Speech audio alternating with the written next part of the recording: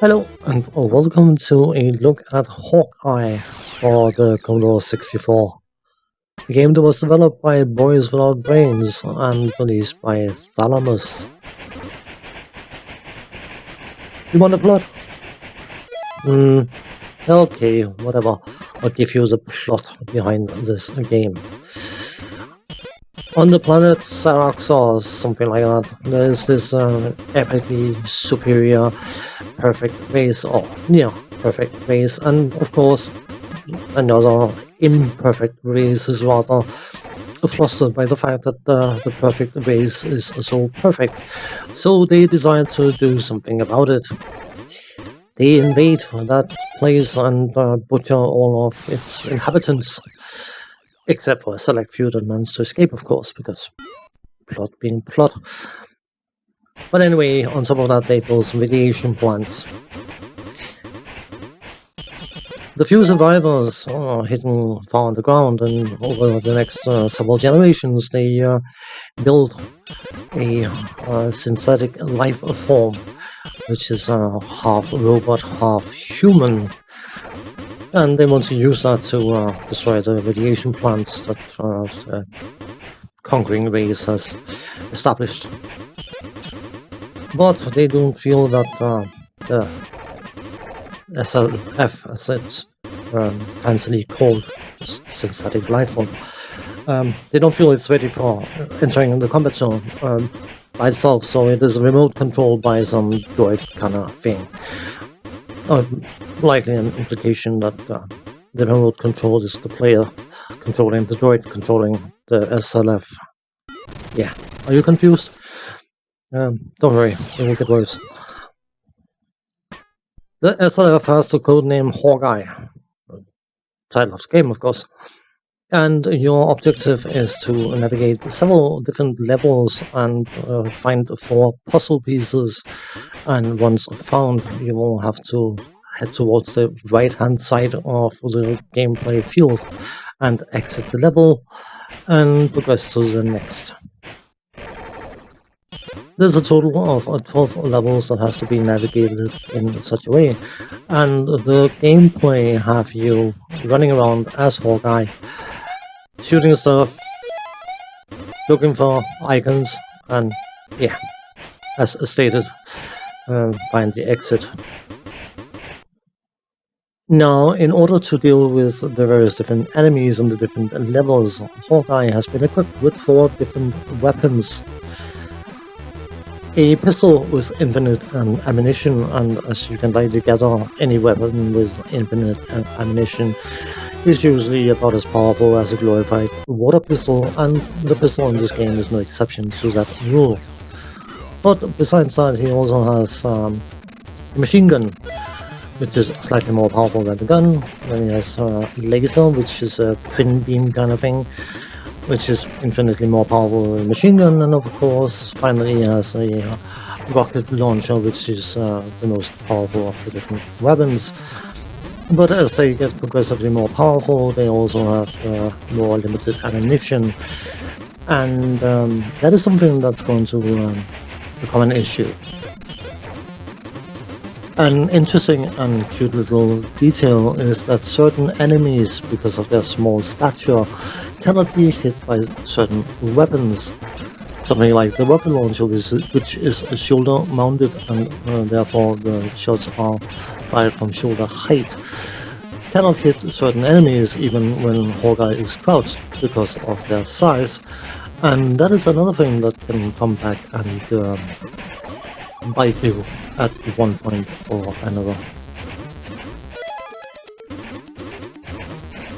You run back and forth, left and right, looking for items, and the gimmicky thing, and I will allow myself to come up with a gimmicky thing because that is exactly what it is, of this game, is that if you look at the screen, you can see at the top left side there's a hawk, and the top right side there's another hawk, and they have eyes that can blink. And when their eyes are blinking, that is an indication that an icon or pickup of some description is in that general direction. Once you pick up any icon of whatever kind it may be, you'll have to wait a bit before the hawks start indicating which direction the next icon will be, and that is of course the direction from your current position. To finish off the interface, the box diagonally above the leftmost hawk's beak is the indicator of your lives. Underneath that you have your weapon selected box thing, and if it is not the pistol, then there is an indicator underneath that will indicate ammunition, and of course that will diminish as you deplete your ammunition. The glowing boxes diagonally left and below the weapon selection thing is an indicator of which weapons might be out of ammunition. If a square is black, that means that the weapon in that order is out of ammunition.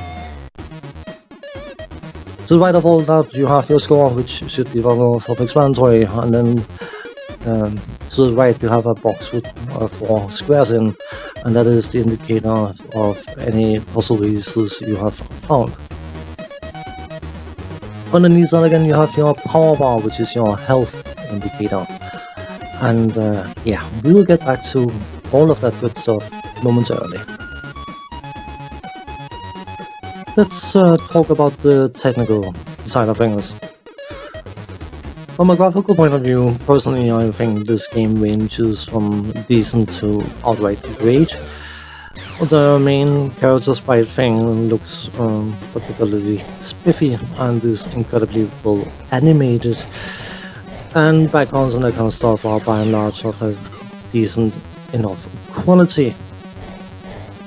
Certain enemies are a bit wonky, borderline bizarre in their design, and I'm not necessarily a fan of all of them, but the graphics in general moves incredibly smoothly, irrelevant of how many enemies might be on screen and the size of said enemies. What I'm not overly happy about is that on certain levels, the platforms that you can stand on and move on tend to blend in with the background, so it becomes obnoxiously difficult to identify what is something you can walk across and what isn't, and I don't appreciate that kind of thing. I do like that vital information like platforms that you need to use to navigate levels are noticeable. From a sound point of view, the sound effects are of a fairly decent quality, but they are incredibly obnoxious because of the amount of them being spewed out by the game, usually at the same time, making it a cacophony of noise more so than individual sound effects, and personally I'm not the greatest fan of it. The music is undeniably of a very, very high quality, and the general musical themes are excellent and very, very enjoyable and easily worth listening to, just to listen to the music. The controls are perfectly fine. Left will move you left, right will move you right, up will jump, down will duck, fire to fire whatever weapon you have selected, and in order to select weapons you can either hold down the fire button and move left and right with the joystick, or you can use the function keys. So F1 is your pistol, F3 is your machine gun, F5 is the laser, and F7 is the rocket launcher. While the controls are fine and very responsive, don't ever shoot when you're jumping, because it will stop Hawkeye's jump mid-air. And of course, when you are shooting and jumping at the same time, or jumping and shooting rather, that's usually an indication you're trying to jump over something that is potentially fatal, and stopping in mid-air, losing all momentum, is not particularly useful. Your health is dwindling over time. And of course you have no way of reliably storing it, because all the icons generated by the game are completely and utterly random.